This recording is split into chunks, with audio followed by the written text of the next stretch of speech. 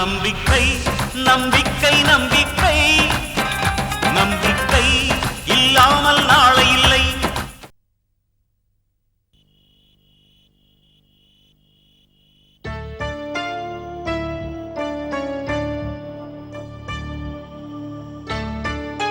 வாழ்க்கை ஒரு சக்கரம் வசந்த். ஒரு நாளைக்கு உங்க பக்கமும் சுத்தும், ஒரு நாளைக்கு என் பக்கமும் சுத்தும். நம்ம கைதான் ஓங்கி நிக்கும்னு நினைச்சோம் வச்சுக்கோங்க, நாம தான் ஏமாந்து நிக்கணும். இப்ப புரியுதா? உங்கள மாதிரி.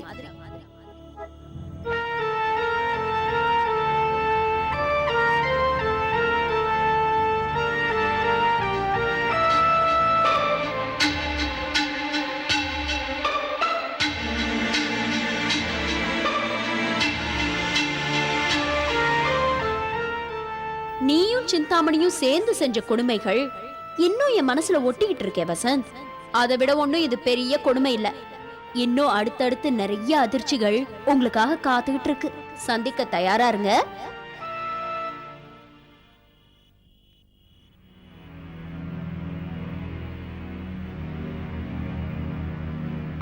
அருணா, உங்க அண்ணன் அங்க உட்காந்துருக்கான், வா.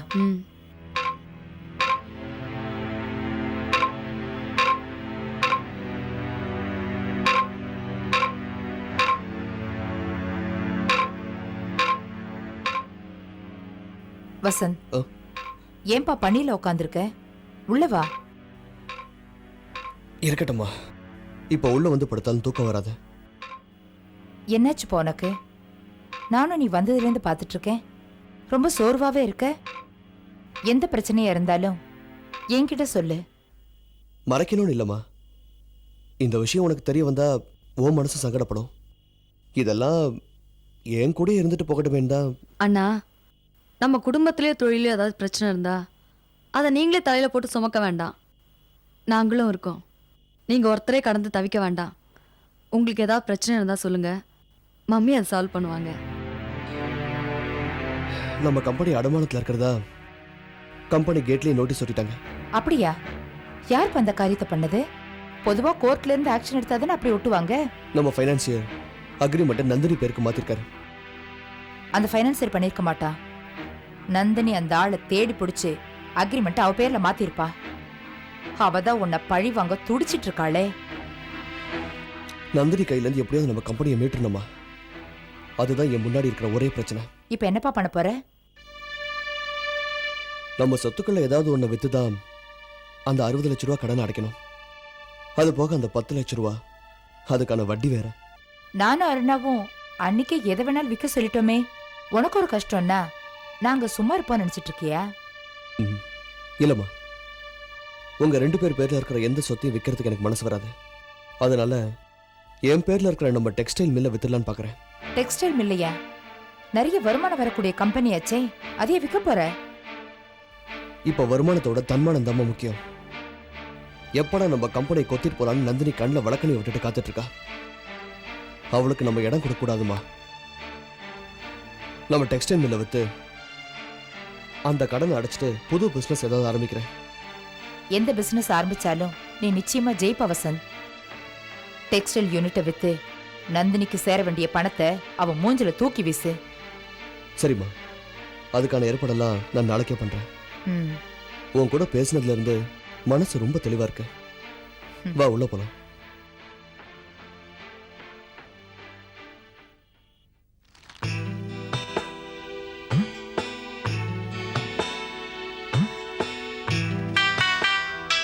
அப்பா, டிஃபன் சாப்பிடுங்கப்பா.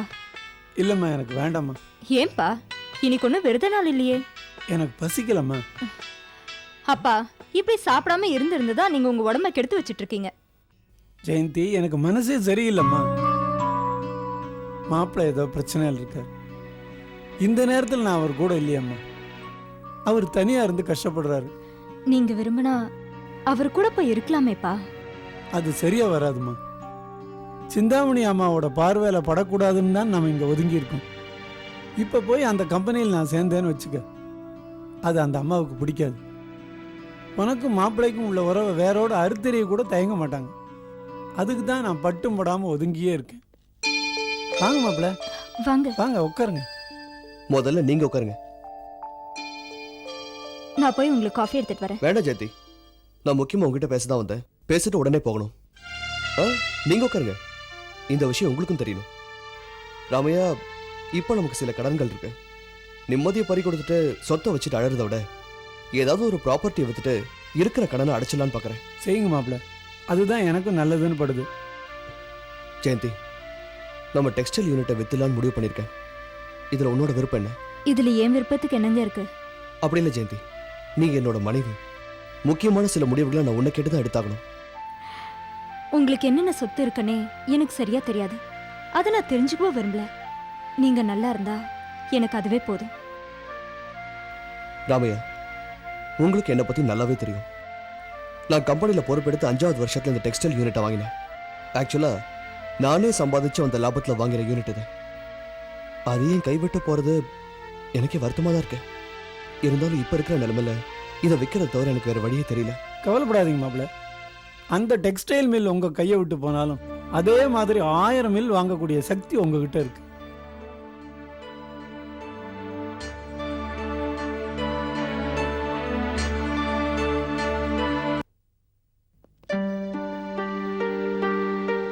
மிஸ்டர் வசந்த், உங்க டெக்ஸ்டைல் யூனிட்டை கம்ப்ளீட்டா சுத்தி பார்த்துட்டேன்.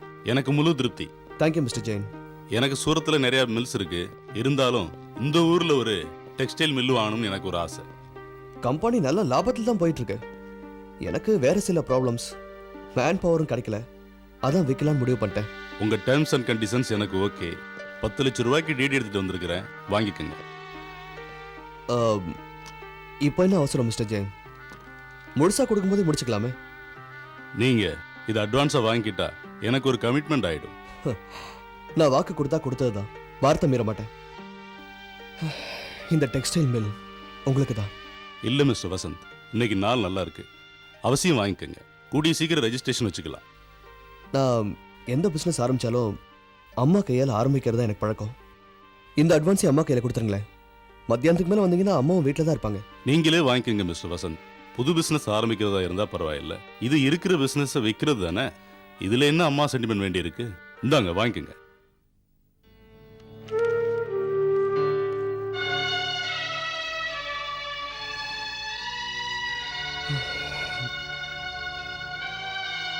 ஆறுமுகம் சார், இந்தாங்க.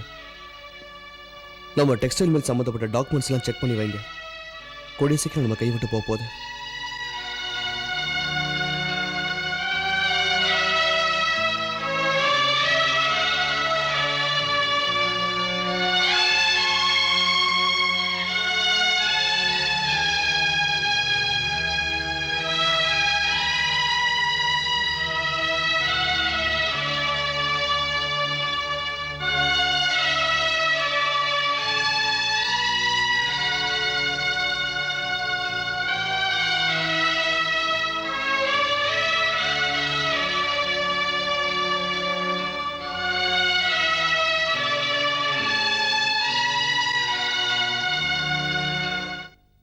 மிஸ்டர் ஜெயின், ம்.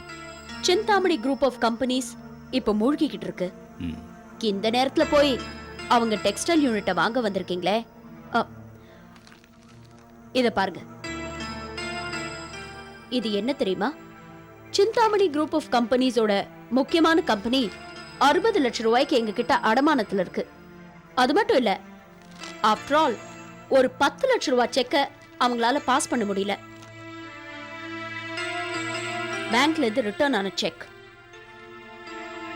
இன்னைக்கு தேதியில வட்டியோட சேர்த்து 80 லட்சம் ரூபாய் அவங்க எங்களுக்கு தரணும். நாளைக்கே நான் கோர்ட்டுக்கு போனேன்னா அவங்க ப்ராப்பர்ட்டிஸ் எல்லாமே கோர்ட் கஸ்டடிக்கு வந்துரும். இந்த நிலைமையில அவசியம் நீங்க அந்த டெக்ஸ்டைல் மில்ல வாங்கணுமா? மேடம், பிசினஸ்ல இதெல்லாம் சகஜம் தானே. எனக்கு சூரத்துல 4 மில் இருக்கு. இருந்தாலும் தமிழ்நாட்டில் டெக்ஸ்டைல் பிசினஸ் நல்லா இருக்கிறதுனால எனக்கு இங்க ஒரு மில்லு வாங்கணும்னு ஆசை. வசந்த மில்ல பார்த்தேன், பிடிச்சிருந்தது வாங்கிட்டேன். இவ்ளோ பணம் போட்டு லிட்டிகேஷன்ல இருக்கிற சொத்தை எதுக்கு அவசரப்பட்டு வாங்கணும் தான் நானும் சொல்றேன். வசந்த் பழகிறதுக்கு நல்லவரா இருக்கிறாரு, அதனால அவர் கூட பிசினஸ் டீலிங் வச்சுக்கணும்னு ஆசைப்படுறேன். அப்படியா? என்கிட்ட செக் மோசடி பண்ணி 4 நாள் ஜெயில இருந்துட்டு வந்தாரு மிஸ்டர் வசந்த். ஒரு செக்க ஆனர் பண்ண தெரியாதவர் எப்படி நல்லவரா இருக்க முடியும்? மேடம், எனக்கு வசந்த பிடிச்சிருக்கு, அவ்வளவுதான். ஓகே, உங்க நல்லதுக்காக சொன்னேன். அப்புறம் உங்க இஷ்டம். எனிவே மிஸ்டர் ஜெயின், நீங்க ஒரு பக்கா பிசினஸ் மேனா இருக்கிறதுனால உங்களுக்கு நான் இன்னொரு ஆஃபர் பண்றேன். வசந்த் கிட்ட இருந்து அந்த டெக்ஸ்டைல் யூனிட்டை என்ன விலைக்கு வாங்குறீங்களோ அதை விட அதிகமா 20 லட்சம் நான் உங்களுக்கு தரேன். அதை எனக்கு கொடுத்துருங்க. மேடம், 2 ஜெனரேஷனா சொத்தை வாங்கிட்டு தான் இருக்கிறோம். வித்து பழக்கம் இல்லை. ஏதோ நீங்க இண்டஸ்ட்ரியலிஸ்ட் வர சொன்னீங்க, வந்தேன். நான் வர்றேன் மேடம். இந்தாங்க.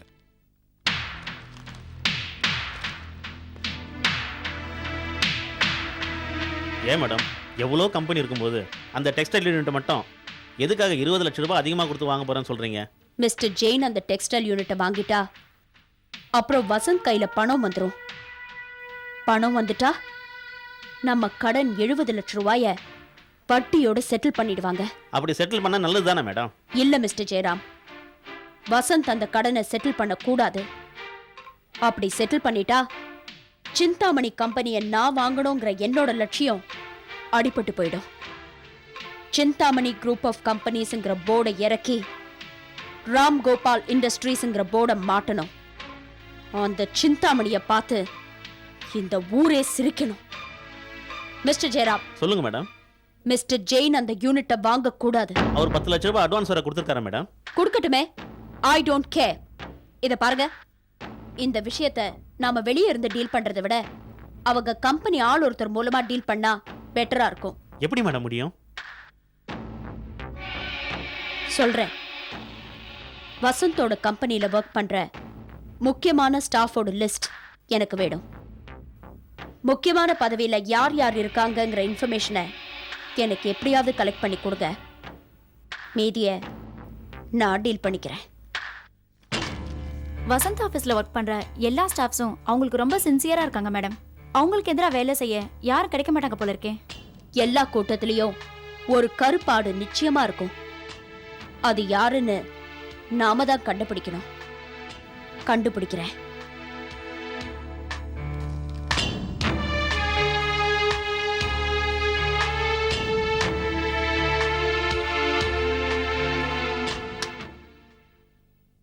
ஒரு கருப்பாடு கிடைச்சிடுச்சு. பேரு ஆறுமுகம். இவருக்கு வலவரிச்சா கண்டிப்பா மாட்டுவாரு. எப்படி மேடம்? நான் சொல்லல, ஃபைலே சொல்லுதே. ரொம்ப நாளா ப்ரமோஷன் இல்ல, 2 தடவை வேலை நீக்கம் செஞ்சுட்டு மறுபடியும் மன்னிப்பு கேட்டு வேலையில ஜாயின் பண்ணிருக்காரு. கம்பெனி மேல நிச்சயம் ஒரு வெறுப்பு இருக்கும். வாய்ப்பு கிடைச்சா கம்பெனியை கவுக்க கூட தயங்க மாட்டாரு. He is our man.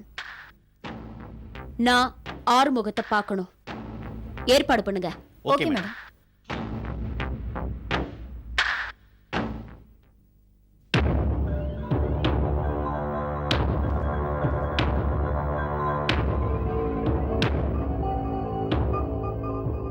வணக்கம்மா.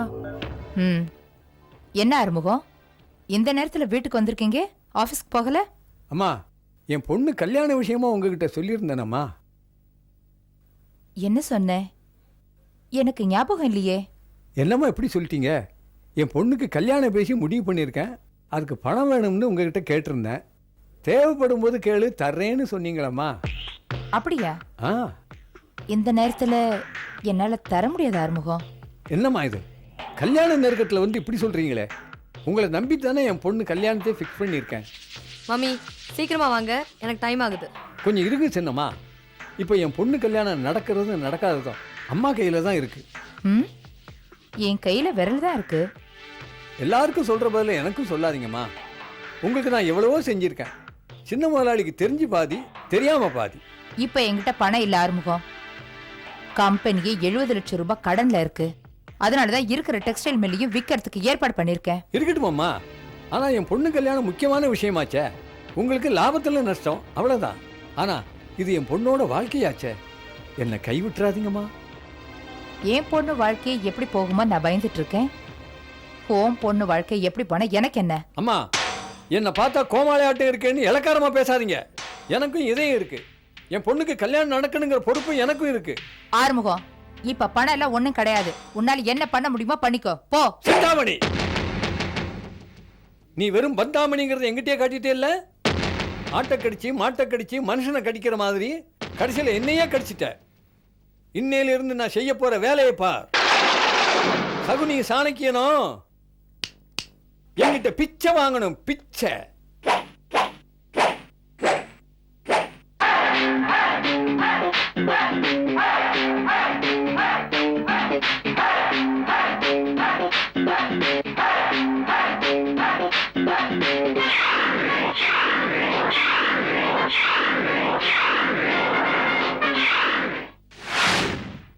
இப்படியெல்லாம் சொல்லணும்னு எனக்கும் ஆசைதாம்மா, ஆனா முடியலையே. நான் வர்றேம்மா. எஸ், உங்களை பார்க்க ஆறுமுகம் வந்திருக்காரு மேடம். உள்ள வர சொல்லுங்க.